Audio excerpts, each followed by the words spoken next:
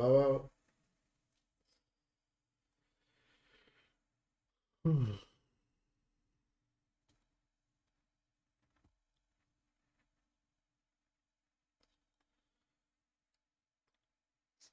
Hola, ¿qué tal? Bueno, vamos a empezar reunión 3 del Club de Lectura. Estamos leyendo el libro El método Lean Startup de Eric Rice. Este, Hola Sebas, ¿cómo has estado?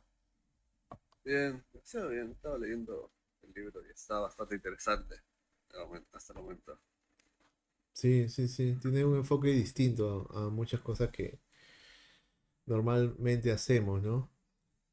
Correcto. Este, Sobre todo los que alguna vez hemos emprendido, hecho un negocio, hemos cometido muchos errores y bueno,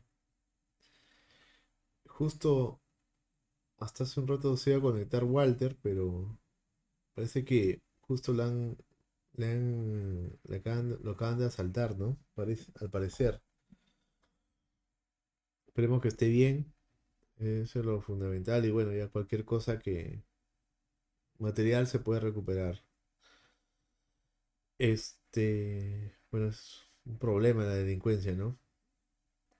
Bueno, no sé, ese es por ejemplo, ese es un problema del cual podría surgir algún tipo de emprendimiento, ¿no? No sé. Sí, actualmente hay la inseguridad y la delincuencia Claro, yo está diría que muy hay alta. dos problemas muy fuertes en Lima, ¿no? Uno es el transporte, que es un dolor tremendo, o sea, es un problema, un dolor para mucha gente. Y el otro es la delincuencia. La delincuencia también es una desgracia. O sea, no hay nada ahí. Eh, no sé si es que algunos emprendedores pueden hacer alguna solución para eso, porque creo que a nivel de gobierno no creo que se pueda, porque no trabajan bien. Pero puede haber algo relacionado con las tecnologías o algo por el estilo que solucione eso, ¿no? El tema es ver cómo puede crear, si es que esa iniciativa puede ser un modelo de negocio rentable y sostenible en el tiempo, ¿no? Eso es básico. Eh, es complicado porque sí, las soluciones son las cámaras Pero las, o modificar no se puede modificar las motos porque las puede sacar igualmente. Esa sería la única solución más rentable, serían las cámaras y la mm, gente que esté en el barrio directamente, que pueda apoyar con, en la búsqueda de los objetos de encontrar las personas. claro, los otros son que casi la mayoría de los equipos, vehículos tienen algún tipo de chip, ¿no? Que se conectan a alguna red. Por Correcto. ejemplo, los celulares. Los celulares tienen un tipo de... Tienen un GPS que te permite pues usar InDriver, Google Maps y todo eso. Esa es una, ¿no? Entonces debería de haber una forma en la que pum, se pueda conectar rápidamente para hacerle seguimiento y que no puedas Se puede, deshabilitarlo. bueno, sí se puede actualmente, Ujú. pero al parecer el señor Walter no tiene clave.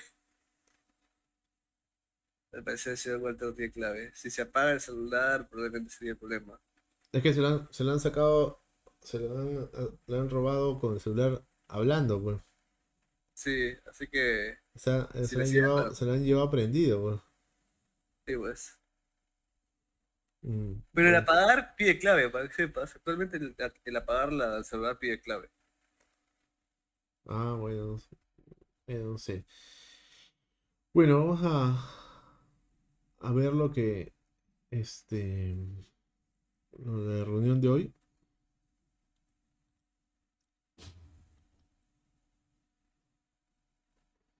Vamos a empezar, a ver, creo que acá está la presentación.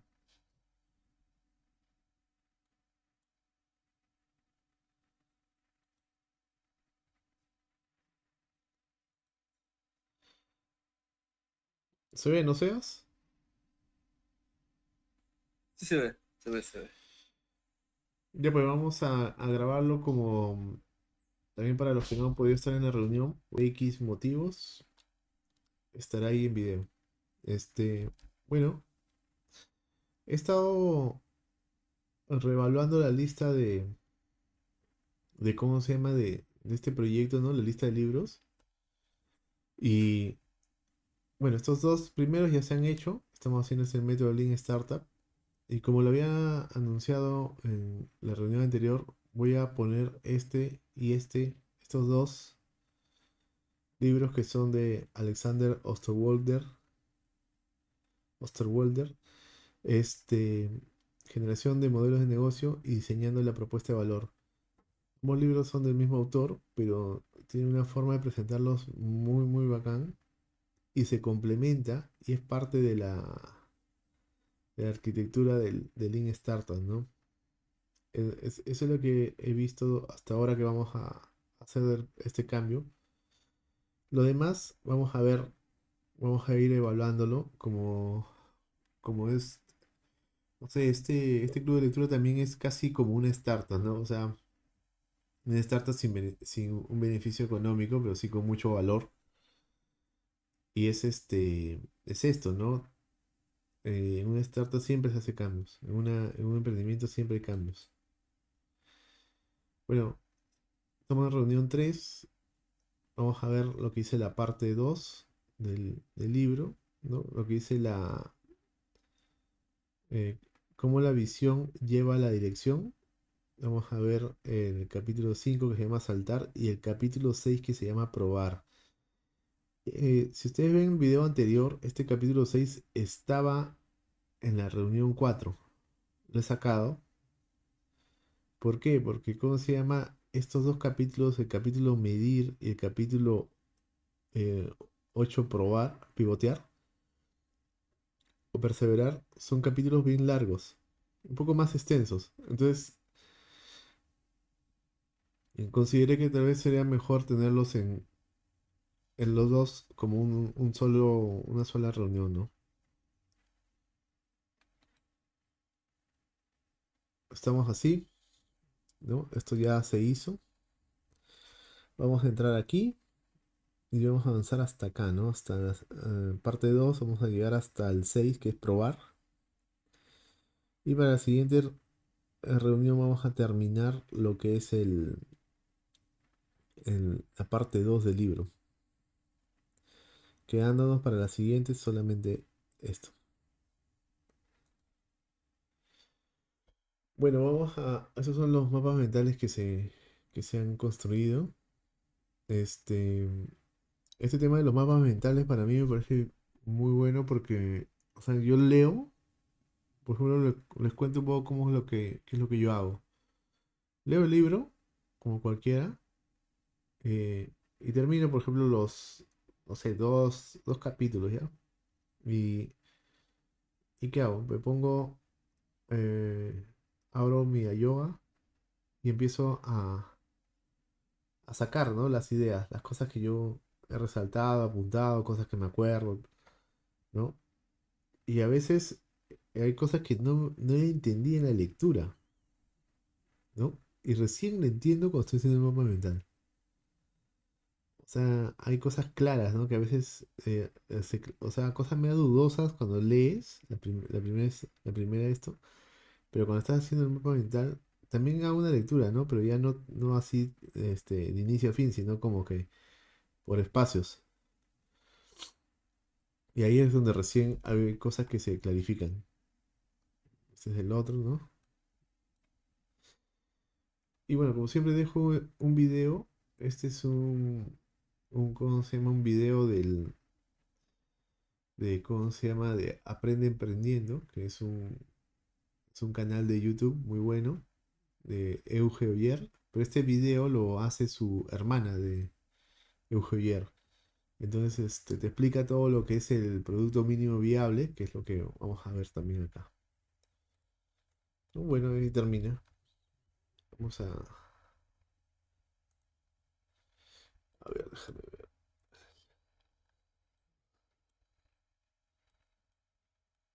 Mm, Bueno, hay una parte la parte 2 empieza con ¿cómo se llama? Con Espérate, la parte 2.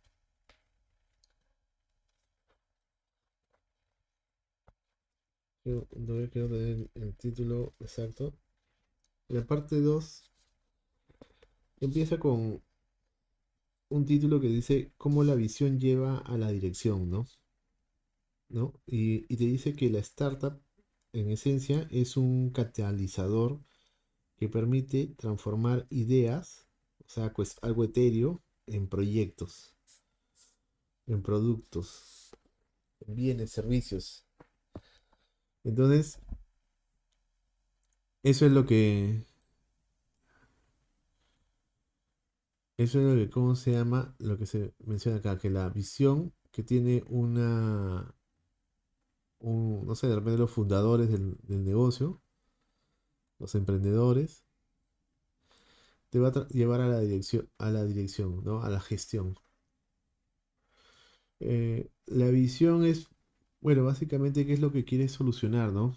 Por ejemplo, hemos estado hablando del problema de la delincuencia, el problema del transporte en Lima, ¿no? Entonces esos tienen soluciones, sí, sí tienen soluciones, pero ¿cómo se llama? Pero ese es, cada solución es como una visión de cómo quieres resolver un problema. Eh, y es lo que dice, ¿no? Pues las startups te sirven para transformar ideas en productos, ¿no? Y estos productos al interactuar con los consumidores te van a generar un feedback, o sea, una retroalimentación. Y dentro de este feedback hay feedback cualitativo y feedback cuantitativo. Por ejemplo, acá dice un feedback cualitativo. La gente, al consumidor, al cliente, al usuario, ¿le gusta o no tu producto? Un cuantitativo, que es por ejemplo, ¿cuánta gente lo usa y lo considera valioso? ¿No? Este día te dieron, no sé, el 20% de todos los que lo usan, el 20% lo considera valioso. Eh, Dice, otra cosa que queda claro de la parte anterior, de la parte uno es que, bueno, que una startup, los productos de una startup son experimentos, ¿no? Y cuyo objetivo es el aprendizaje. Acá dos veces he puesto objetivo. Y acá la joya de la corona de esta pequeña parte te habla de un concepto fundamental que es el eje de toda la metodología Lean Startup, que es esto, que se llama el circuito del feedback. Crear, medir, aprender. Básicamente eso es todo lo que se hace en el método Lean Startup. Crear, medir y aprender. Que tiene que ver con el método científico, de hecho. Por ejemplo, ¿qué vas a crear? Vas a crear un proyecto mínimo, un producto mínimo viable, ¿no? Después vamos a ver de qué trata un producto mínimo viable. ¿Qué vas a medir? ¿No?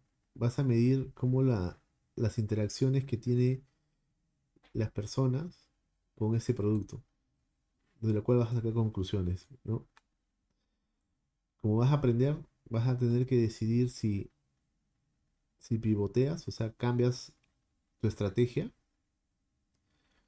¿no? Manteniendo la visión, pero cambias de estrategia, o si perseveras. El objetivo del circuito del feedback es que este circuito se vuelva muy rápido, ¿no? O sea, ¿por qué? Porque ese circuito te da información. Tú tienes una idea, ¿no? Una idea de cómo debería de solucionarse algo, un problema, y vas a crear un producto mínimo viable, ¿no? Tienes tu producto, vas a hacer que interactúe ¿cómo se llama? Con los consumidores, usuarios, vas a medir, vas a obtener datos, vas a aprender, y puede ser que tus ideas iniciales tengas que cambiarlas. O puede ser que se reafirme y solamente tengas que hacer unas pequeñas modificaciones. Y vas a volver a crear otro producto, vas a volver a medir, tener datos, vas a volver a sacar conclusiones y puede ser que vas a seguir haciendo pequeñas modificaciones o de repente ya cambias a, cambias totalmente tu idea por otra estrategia. Entonces, cada vuelta es una iteración. La idea de las startups es que este viaje sea lo más corto posible. ¿Por qué? Porque te permite ahorrar tiempo, dinero, esfuerzo. Entonces, eso es vital. Justo muchas de los que hacen negocios, de los que emprenden, pasan de frente acá. Y ni siquiera a un producto tipo prototipo, nada. Pasan queriendo poner la tienda de sus sueños, el local de sus sueños, es decir, el negocio, ¿no? Pasan de frente al producto. Y se gastan un montón de plata. El restaurante como ellos querían, como lo han visto en otro país, algo así.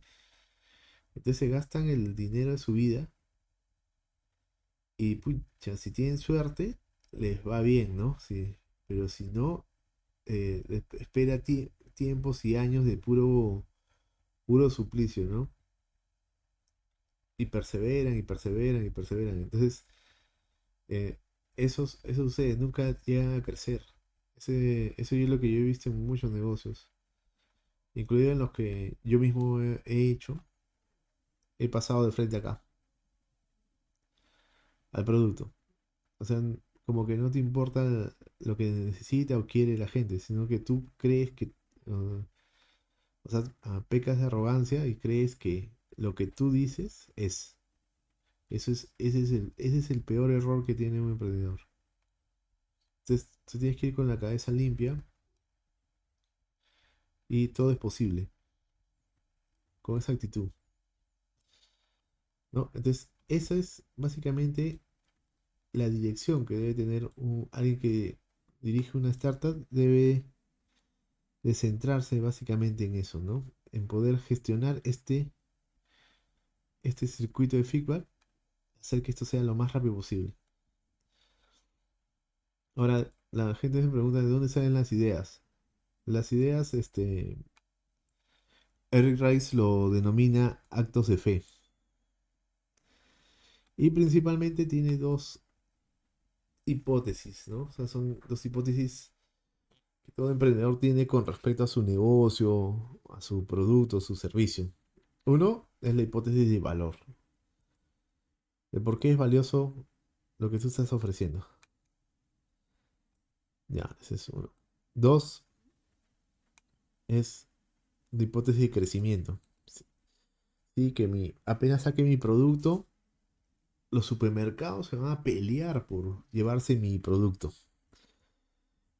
Es más, lo pongo en la mañana y ya en la noche ya no hay nada. Entonces, ese es esas son tus hipótesis, ¿no? Y, y ¿cómo se llama? Estas dos hipótesis son lo que Eric Rice denomina actos de fe. Entonces, esta idea es la que entra acá. Y con esta idea es que tú creas un producto mínimo viable y empieza el ciclo. Entonces, cuanto más rápido puedas validar tu idea, tus hipótesis, es mejor, ¿no? Puedes tomar decisiones rápidamente al menor costo posible. ¿Qué opinas de eso, Sebas?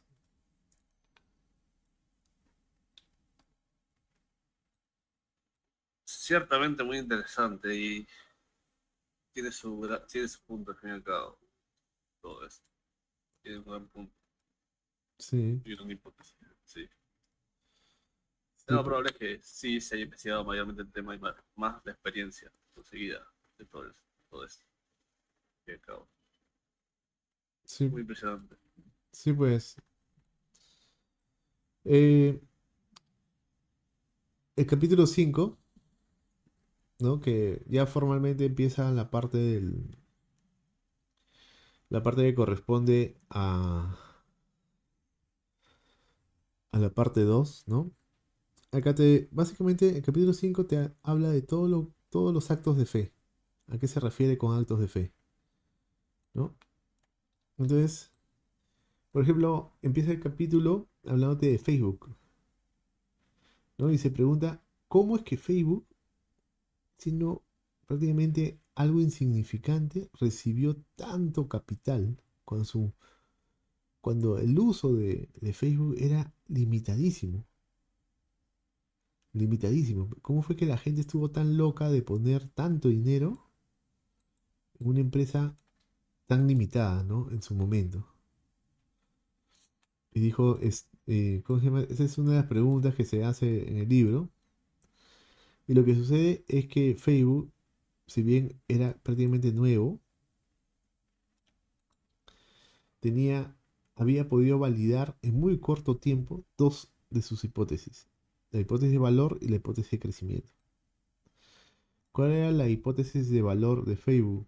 Era básicamente la cantidad de tiempo que los usuarios activos de Facebook pasaban en la web. Eh, entonces, lo que sucede es que este, más de la mitad de los usuarios, ¿no? consultaba la página de Facebook cada día. Es decir, 50%. O sea, tú tenías un 50% de todos los que se habían registrado en Facebook, todos los días consultaban su página, ¿no? Y bueno, entonces tú lo que podías entender es que ese 50% que entraba a ver todos los días su página, consideraba que esa herramienta era valiosa. O sea, su hipótesis de valor está validada, está check. Y después tenías la hipótesis de crecimiento. Acá se refiere en la propagación que tuvo Facebook rápidamente, ¿no? Por ejemplo, ahí es la tasa a la cual Facebook había conseguido implantarse en sus primeros campus universitarios. Recordemos que Facebook no fue en su inicio una plataforma abierta al público en general, sino fue básicamente a estudiantes de universidades americanas. Entonces se propagó primero en Harvard y después en casi todos los campus universitarios de Estados Unidos. Entonces, acá te dice que, por ejemplo, Facebook fue lanzado el 4 de febrero del 2004, ¿no? Y al final de mes, casi tres cuartas partes de los estudiantes de Harvard lo tenían. O sea, lo estaban usando. Y no habían gastado ni un dólar ni en marketing ni en publicidad. Entonces todo era orgánico. Esa, estas dos hipótesis fue lo que vieron los inversionistas, claro, inversionistas de riesgo, que Facebook lo había podido validar muy rápido, ¿no? Sus indicadores eran extraordinarios, eran muy buenos. O sea, Facebook no es lo que es de casualidad, sino que tuvo indicadores tempranos que le pudieron dar una señal a ciertos inversionistas, ¿no? Con un perfil de riesgo alto, este, para poder asignar recursos ahí, ¿no? Bueno, entonces, ¿cuál es la estrategia de una startup, no? Bueno, la primera es que la estrategia debe buscar, de una startup, debe buscarse hacer, o sea, debe buscar de alguna manera aquellas preguntas que debe hacerse el equipo que está desarrollando la startup, ¿no? Y tiene que probar sus supuestos, ¿no? Sus hipótesis que están acá, lo más rápido posible, ¿no? Entonces, hay un reto para una startup. El reto uno va a ser construir la organización, el reto de la estrategia, porque usualmente esto no se hace una sola persona. Y el reto 2 es que esa prueba de estos supuestos, de estas hipótesis, sea riguroso, ¿no? Entonces, ese es sin perderse la visión de la empresa, ¿no? Esa es la idea. Entonces, Eric Rice también te habla de cómo son estos supuestos, estas hipótesis. Algunos supuestos son arraigados, o sea, no son nada del otro mundo, ¿no? Por ejemplo, en Facebook eh, estaba clarísimo desde el inicio que, ¿cómo se llama? Que el negocio estaba por el lado de vender la atención de los consumidores, de los usuarios de Facebook, ¿no? Ese era el negocio. Eso no era algo, nada del otro mundo, ¿no? Pero, este, hay, hay unos supuestos, ¿no? Que son ya más corajudos, que son pues, sí, que van voy a poner mi producto o servicio en el mercado y lo van a querer al toque, ¿no? Lo van a desear. Entonces, ya esos son supuestos, son actos totalmente de fe, ¿no? Em, por ejemplo, acá te dice que muchos de estos supuestos que o sea, estas startups ofrecen argumentos, ¿no? A veces incluso para validar su existencia, ¿no? Que se hacen por analogías, ¿no?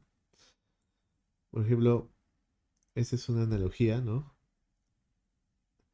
Por ejemplo, dice, la tecnología previa X se usó para ganar el mercado Y, gracias a que tenía el atributo Z. Tenemos una nueva tecnología X2 que nos permitirá ganar el mercado Y2 porque también tiene ese mismo atributo Z. Entonces, por analogía, yo estoy asumiendo supuestos, ¿no? De que voy a lograr ese nivel de éxito porque en el pasado ya se logró y porque yo tengo algo en común con ellos, ¿no? Entonces, análogamente, ese éxito me debe caer a mí también. Entonces, eso, ¿cómo se llama? Ese es el argumento por analogía. Después también te dice que hay otras cosas, ¿no? Por ejemplo, en este tema de los supuestos, que son actos de fe, le dice analogía y antilogías. Por ejemplo, ese es un tema que lo tuvo Steve Jobs, ¿no? Con respecto al iPod. Había una pregunta que podías hacerte, que era, oye, muy bien, ¿la gente escuchará música en lugares públicos usando auriculares? Por analogía, y un poco usando esto, tú dirías, está respondido. Por supuesto que sí. ¿Por qué? Porque ya existía Wallman, ya existió en el pasado el Wallman de Sony, ¿no? Entonces yo estoy usando otra tecnología, pero tiene algo en común, que es que se va a escuchar con auriculares.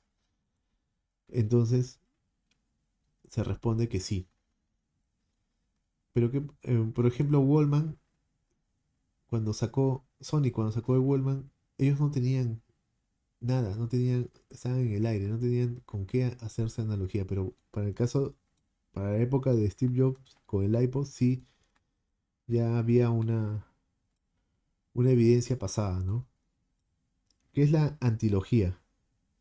La antilogía es, por ejemplo, en este mismo caso, oye, muy bien, a la gente le gusta descargarse música,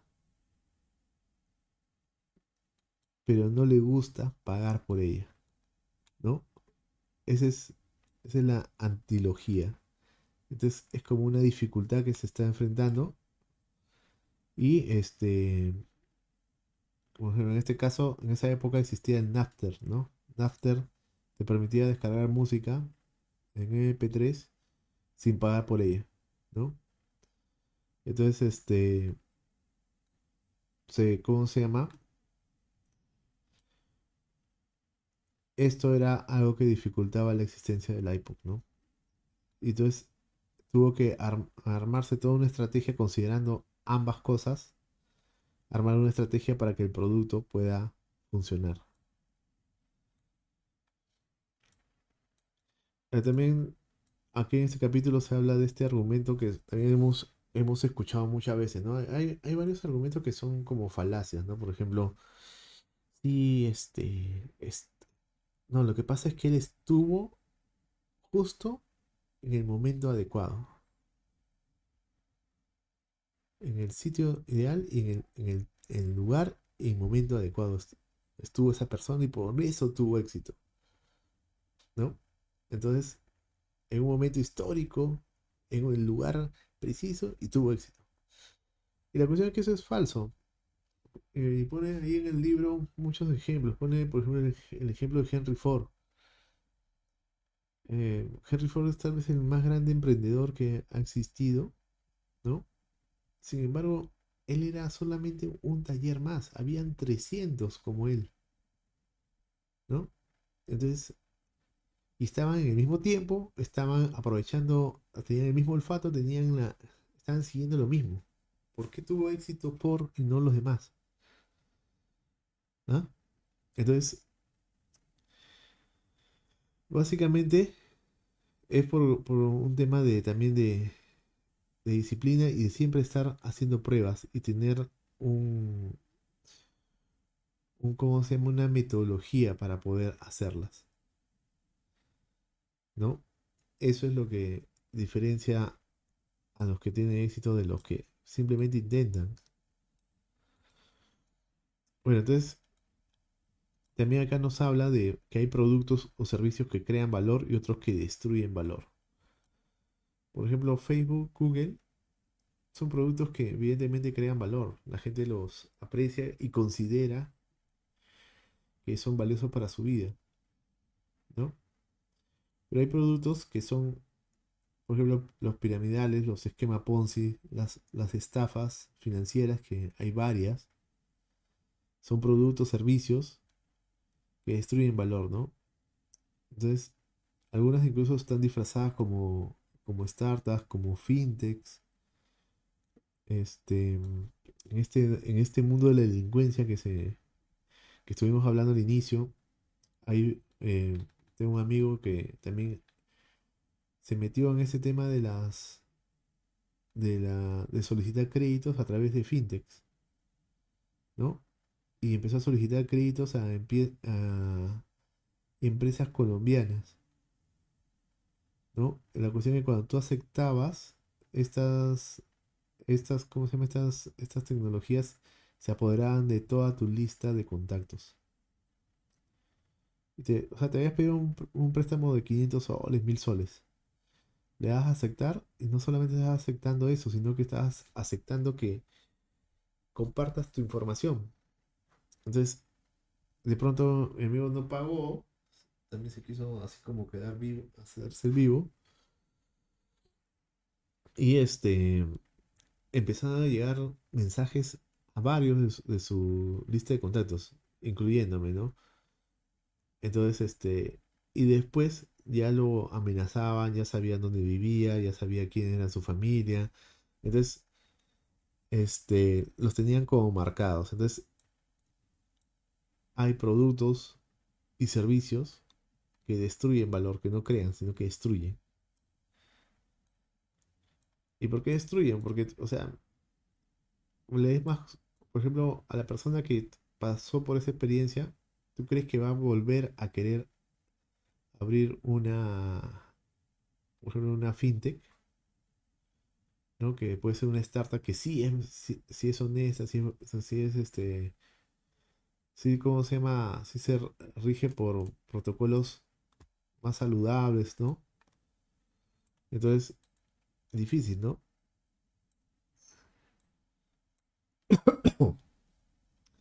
Después en este capítulo nos habla de un concepto que se llama Genchi Genbutsu, que es un concepto de Toyota, ¿no? Y que habla básicamente de esto, de poder llegar a conocer al cliente, ¿no? A los consumidores de manera profunda, donde están ellos. Y cuenta la historia aquí de una especie de furgoneta que está desarrollando Toyota para viajes por carretera. Y lo que decidieron fue, bueno, vamos a conocer qué es lo que siente ¿cómo se llama? el usuario de estos vehículos. Entonces, ¿qué hicieron? Decidieron hacer un viaje por todo Estados Unidos en la versión anterior de ese producto, ¿no? Y lo que hacían era alquilaban a los usuarios de ese producto, le alquilaban el vehículo. Entonces, eso les permitía, ¿cómo se llama? Tener la experiencia, el contacto con personas que ya habían comprado ese, ese tipo de vehículo, ¿no? Entonces, lo que permitió pues que la siguiente edición de ese vehículo fuera extremadamente exitoso, ¿no? ¿Por qué? Porque hicieron un conocimiento profundo de los usos de los consumidores del producto. Y bueno, ellos determinaron que el usuario principal ese vehículo eran los niños, porque eran precisamente los que iban atrás y paraban más tiempo ahí que otros, que los adultos. Entonces, ese es el concepto de Kenshi Genbutsu. No sé si estará bien pronunciado, pero así es.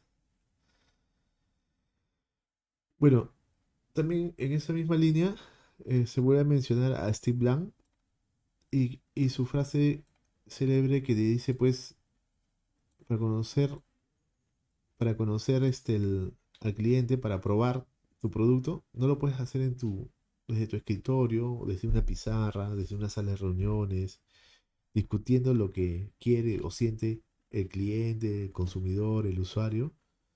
Nada que ver, Steve Bland dice, no, tienes que salir del edificio. No hay forma en la que lo puedas aprender desde tu escritorio. Es imposible. Enviando correos, llamadas, no, tienes que ir y ver a la persona. Em, bueno, acá también se habla de lo que es el diseño y el consumidor arquetipo. Aquí más o menos lo que yo entiendo es que se refiere un poco a lo que se usa bastante, que se habla bastante en varios sitios, que es el buyer persona, ¿no? Que es un arquetipo, es una construcción del consumidor. Este, o sea, es decir, muchas veces empieza de manera correcta, es decir, empiezas estudiando al consumidor, ¿no? A tu cliente, a tu usuario, empiezas a levantar datos, y eso lo generalizas, ¿no? Y con eso construyes un arquetipo, un consumidor típico, ¿no? Incluso muchos le dan hasta nombres, ¿no? Entonces, sobre esas bases, el equipo de diseño de producto empieza a diseñar sobre esas necesidades de ese consumidor. Lo que sucede es que muchas veces eso termina ahí, termina en el arquetipo, y ya no sigues investigando sobre qué es lo que quiere el consumidor, ¿no? Qué es lo que quiere, qué es lo que necesita, y entonces todo el diseño se basa simplemente, se estanca en un cierto nivel, en un arquetipo. Y cosa que Steve Blank, no, que Steve Blank, Eric Rice considera que eso no debería ser así porque hasta que no tengas una estrategia ya muy cuajada, no podrías asumir un arquetipo. Porque, ¿cómo se llama?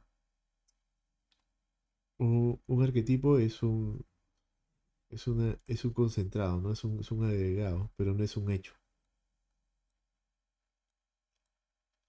Después nos habla de este tema de, ¿cómo se llama? El análisis, la parálisis de análisis. Es decir, muchas veces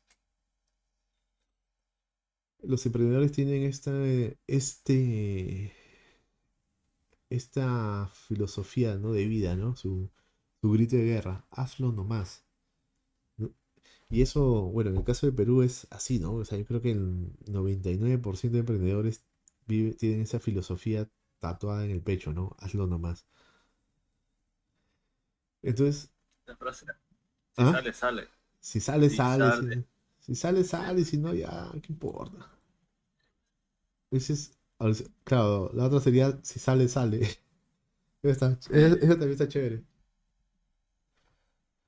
Entonces, pero hay otro extremo, que es el de los que se dedican a hacer análisis, análisis, análisis, y quieren analizar todo, todos los aspectos y nunca ejecutan.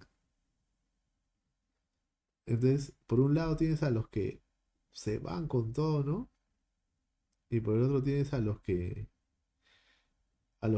nunca ejecutan.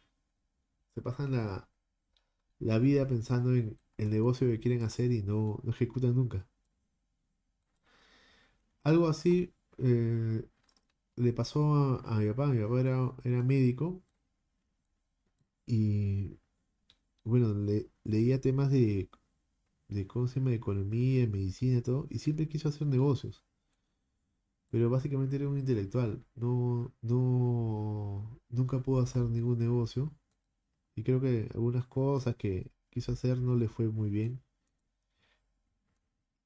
Y era eso, ¿no? Como que estaba esperando el momento preciso, el cual lamentablemente nunca llegó. Y eso le pasa a muchas personas, ¿no? Bueno, vamos a ver el capítulo 6. El capítulo 6 se llama Probar y básicamente está dedicado a explicar lo que es el producto mínimo viable. O lo que es en inglés el MVP. Acá le ponen PMB. El capítulo empieza contando la historia de Groupon, ¿no? Y de cómo Groupon, bueno, Groupon ya no existe, pero fue un esto de cupones, ¿no? Una página web de cupones donde tú podías comprar cupones, por ejemplo, para una cena, cupones de descuento, ¿no? Una cena que costaba 20 soles o una hamburguesa que costaba 20 soles, la encontrabas a 10, ¿no? Entonces, pero ellos, ¿cómo empezaron? Ellos empezaron simplemente con PDFs hechos a mano, su producto mínimo viable fue eso, cupones para pizzas y un blog en WordPress. Nada sofisticado, o sea, no, pero eso les permitió validar precisamente las hipótesis que ellos tenían. Fue el producto mínimo que permitió validar sus hipótesis. Entonces, ¿qué es un producto mínimo viable? Bueno, es una herramienta que te permite iniciar tu proceso de aprendizaje, ¿no? Es un producto que te permite iniciar, comenzar a aprender. Es el vehículo que te permite ingresar al circuito del feedback, que es lo que hemos visto arriba.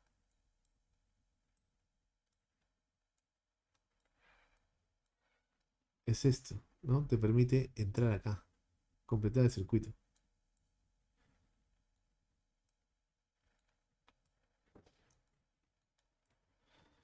¿no? Es aquello que te permite ahorrar tiempo, esfuerzo y dinero. Y te permite validar tu hipótesis rápido. El objetivo de un producto mínimo viable es probar las hipótesis fundamentales del negocio. Eh, por ejemplo, hay algunas personas que confunden producto mínimo viable con prototipo, ¿no? Un prototipo es como una versión preliminar del producto, ¿no? Por ejemplo, en nosotros que hemos tenido negocio de confecciones, antes de mandar una producción, no sé, de 100 polos o de 100 buzos, hay prototipos que se hacen, ¿no? Para ver cómo se ajusta mejor, cómo cae mejor la tela, qué colores se ven mejor, ¿no? Y se hacen unas pequeñas pruebas. Entonces, todos esos se hacen varios, por ejemplo, uno, dos, tres prototipos del producto que se va a mandar a producción. Entonces, esos prototipos son versiones preliminares del producto. pero eso no es la propuesta, producto mínimo viable. ¿Por qué? Porque este producto mínimo viable lo que busca validar no es solamente el tema del producto final, sino básicamente las hipótesis del negocio, ¿no? Si es que a la gente le parece valioso o no nuestro producto. Entonces, es algo más que el prototipo. O sea, el producto mínimo viable puede contener un prototipo. Sí, sí puede contener un prototipo, puede ser un prototipo, pero va con algo más. Puede que no tengan nada de producto, también puede ser. Puede ser que no, por ejemplo, más abajo vamos a ver algo así. Puede ser que no tengas nada del producto final, pero, ¿cómo se llama? Pero sí tienes un producto mínimo viable. Entonces puede no tener prototipo o puede que sí tenga prototipo. Pero el objetivo final de un producto mínimo viable es probar las hipótesis de negocio, ¿no? Los aspectos fundamentales del negocio. ¿Qué tan complejo debería ser un producto mínimo viable? Eso depende, depende de qué tipo de negocio sea, qué es lo que se va a realizar, ¿no? ¿Cuál es la visión de la empresa? No necesariamente es hay un estándar para determinar lo que es la complejidad de un producto mínimo viable. Acá también el autor menciona algunos ejemplos de los productos mínimo viable, ¿no? Reales. Por ejemplo, menciona su propio caso de su propia empresa, que es Imbu, que lo hemos visto en la anterior reunión, ¿no? Ellos, no sé si se acuerdan que ellos tenían unos avatars en tres dimensiones, ¿no? Y estaban evaluando la posibilidad de que estos muñecos en tres dimensiones pudieran trasladarse de un punto a otro, ¿no? Entonces, había una hipótesis que tendría que desarrollar una tecnología que permita ver al, ¿cómo se llama? Al muñeco en tres dimensiones moverse, ¿no? De un sitio a otro, como si estuviera caminando, corriendo, como si tipo un videojuego.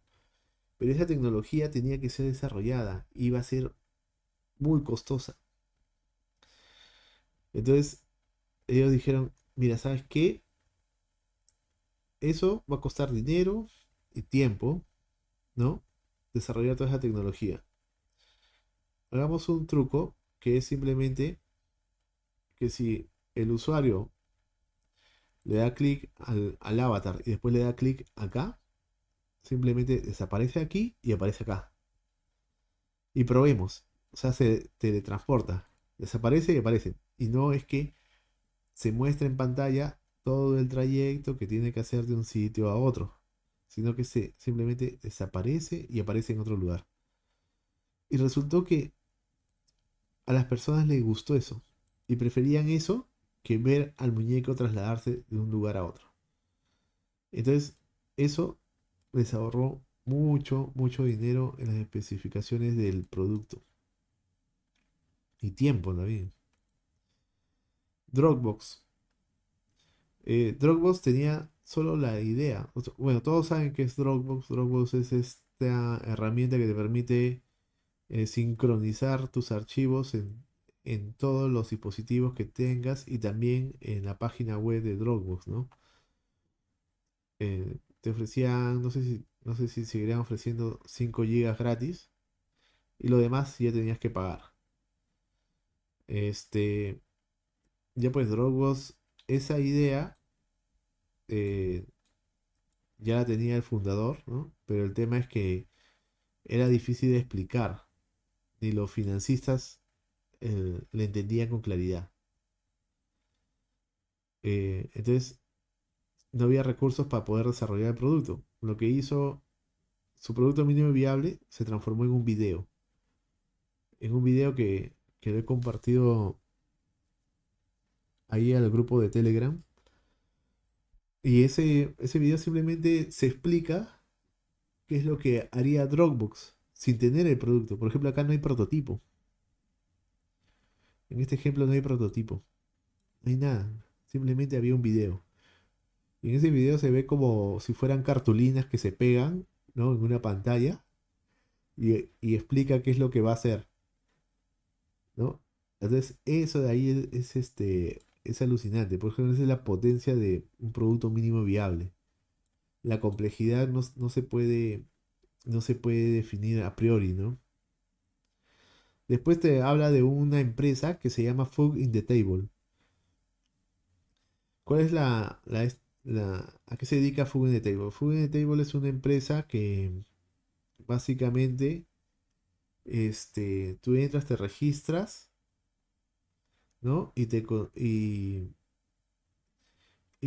pregunta, pues, qué es lo que quieres comer, ¿no? ¿Qué platos quieres hacer, ¿no? Y te contacta con comercios locales donde están, por ejemplo, si tú le dices, no sé, quiero hacer un arroz con pollo, te va a contactar con proveedores locales más cercanos a tu ubicación que venden el pollo, que venden el arroz, que venden todos los ingredientes, ¿no? Más o menos esa es la idea y todo eso te lo llevan a tu domicilio. Es interesante el modelo de negocio. En el Perú no existe algo así, pero ellos no, esto ya está en todos Estados Unidos, pero no empezaron así. Ellos aplicaron su MVP, fue el MVP conserje. ¿Y cómo funcionó? Funcionó en una sola ciudad, la ciudad donde vivían los fundadores, con un solo cliente, que fue una, una chica que compró el servicio, que fue la primera que compró el servicio, su primer cliente, y no fue nada automatizado, no tuvo ningún sistema ahí. Lo que fue, todo fue manual y fueron los mismos fundadores, el mismo director de la empresa, eh, quienes le llevaban los productos, le preguntaban le enseñaban a usar el sistema que tenían, ¿no? En ese momento, que era algo muy básico. Y, ¿cómo se llama? Y conversaban con la clienta, ¿no? Entonces, en base a eso sacaron un montón de información que le permitieron ser lo que son ahora, ¿no? Después, mencionan el caso de ArtWarp. ArtWarp es un sistema que te permite responder preguntas eh, más complicadas, ¿no? O sea, por ejemplo, en Google tú puedes preguntarle si restaurantes para comer ceviche. Uy, te sale una lista. Pero si tú le preguntas, ¿cuál sería el mejor restaurante para poder cenar con mis padres? O para poder almorzar con mis padres por su aniversario. Para invitarlos a cenar a mis padres por su aniversario. Ah, ya, esa respuesta ya es más compleja, ¿no? Entonces, te cuenta la historia de AdWord. Ellos empezaron a crear su... Fueron varios productos pequeños, específicos, que les permitieron levantar información y en algunos de ellos usaron lo que se llama pruebas de mago de Oz. Es decir, que no había nada automático, todo se hacía manual. El usuario veía como que sí, fuera automático, pero hacia adentro, hacia adentro de la empresa todo se hacía a mano. Entonces, ¿por qué? Porque muchas de las cosas, muchos de los implementos, de implementar muchas herramientas y todo, eh, tenía detrás desafíos tecnológicos, técnicos muy altos que podrían costar demasiado y tal vez no valdrían la pena, ¿no? Entonces, antes de hacer cualquier cosa, podrían usar pruebas de mago de Oz. Eh, calidad y diseño de un MVP. Bueno, como se dice, no hay nada establecido sobre hasta dónde debe ir un MVP precisamente. Todo depende de la startup, las circunstancias específicas. Pero lo que sí es cierto es que hay muchos ingenieros, muchos desarrolladores que tienen la tendencia natural y profesional de irse hacia el producto, ¿no? Pero que no, no tienen en cuenta mucho el tema de cómo diseñar un producto mínimo viable. Entonces, tienes que lograr tener el equilibrio necesario, ¿no? No es que tampoco entregues un producto que no sirve para nada, que no, o sea, un producto mínimo viable no puede ser algo que no cumpla su funcionalidad mínima, ¿no? Mínima. Si tú quieres ir del punto A al punto B, puedes ir en miles de formas, ¿no? Puedes ir en avión, puedes ir en helicóptero, puedes ir en globo, puedes ir en paracaídas, entonces puedes ir en scooter, ni siquiera eléctrico, así a- por impulso de tu pie. Entonces, todos esos pueden solucionar el problema de ir de A y B, ¿no? Pero cada uno de ellos tiene su complejidad y tiene su costo. Entonces, tú podrías decir, ah, no, lo mínimo es el scooter, pero este sería mi producto mínimo viable. Y poco a poco voy iterando y viendo cómo va funcionando, captando información de los usuarios y mejorando, ¿no? De ahí ya se va transformando no sé, en una bicicleta, en una moto, en un auto, en fin. Después vienen los obstáculos, ¿no? Eh, Cuando muchas de las personas que implementan un producto mínimo viable tienen algunos riesgos, ¿no? Que pueden ser reales y otros imaginarios. Alguno de estos riesgos puede ser el tema de dañar la marca, ¿no?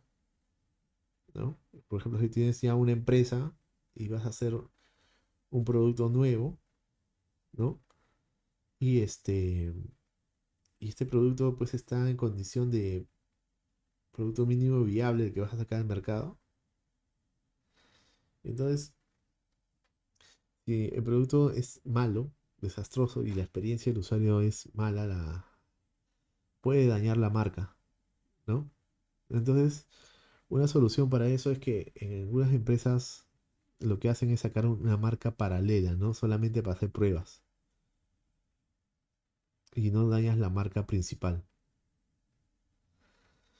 Y después hay otras cosas que muchos de los emprendedores no quieren sacar sus proyectos, sus productos mínimos viables porque creen que le van a robar la idea, se van a copiar, en fin, infinidad de cosas.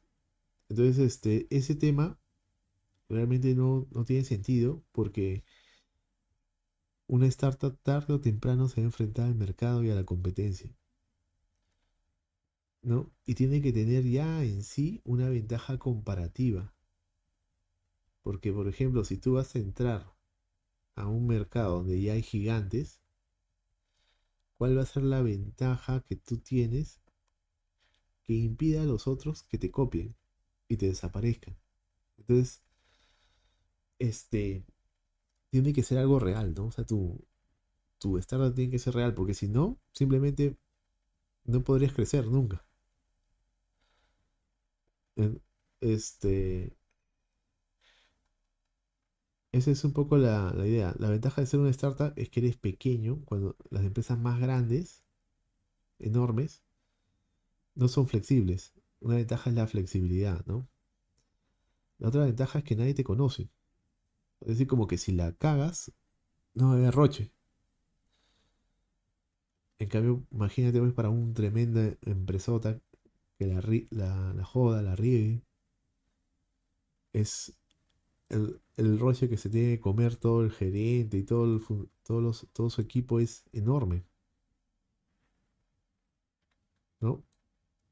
Entonces hay ventajas, pero al final la startup tiene que crecer y se va a transformar en una empresa, una corporación. Entonces su ventaja competitiva tiene que ser auténtica. Si no, está condenada a fracasar. Por eso que se hace toda esa investigación para poder encontrar un modelo de negocio que sea rentable y sostenible. Y bueno, ese es la, ¿cómo se llama? El fin de, de lo que es el capítulo 6. Y bueno, ¿qué opinas, Sebas? ¿Qué te ha parecido? Muy bueno, la verdad.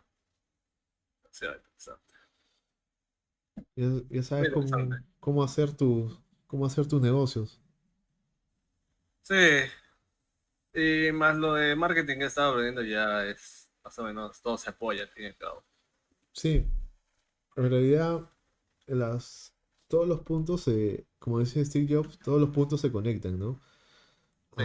Ah, y se conectan hacia el futuro, ¿no? Hacia adelante, pero hacia atrás tú no sabes, ¿no?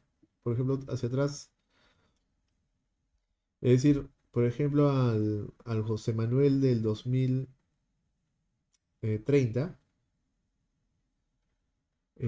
va a ser totalmente diferente al que está acá sentado en este momento. Y de repente, con todo este proyecto del club de lectura, le habrá servido para algo que no, ahorita no sé exactamente para qué, pero a futuro tú vas a decir, oye, qué bien que hice eso, porque me sirvió para poder adquirir eso, adquirir unas habilidades que no tenía y que ahora me son muy útiles, me son muy rentables, ¿no? Por ejemplo, una de las habilidades que yo estoy adquiriendo es un poco de este tema de la grabación, ¿no? Yo no conocía mucho el tema del video y ahora estoy usando OBS Studio. Este, también lo cargo en YouTube, que no usaba yo tanto el YouTube Studio, ¿no? Te permite también usar herramientas como la Yoa, o sea, yo usaba hace muchos años alguno parecido, pero era que tenías que instalar en tu máquina. En vez es virtual. Entonces hay varias cosas que tú vas aprendiendo que te enriquecen sin que te des cuenta. Y que en este momento no tiene o sea, ningún retorno monetario. Mm, pero luego te puede servir. Claro, porque los puntos se conectan hacia el futuro, hacia adelante.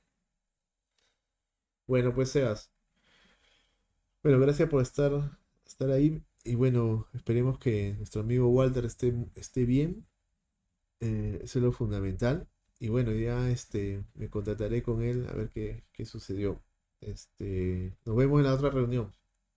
Ok, chao, Ya, José. chao, chao. Chao, chao.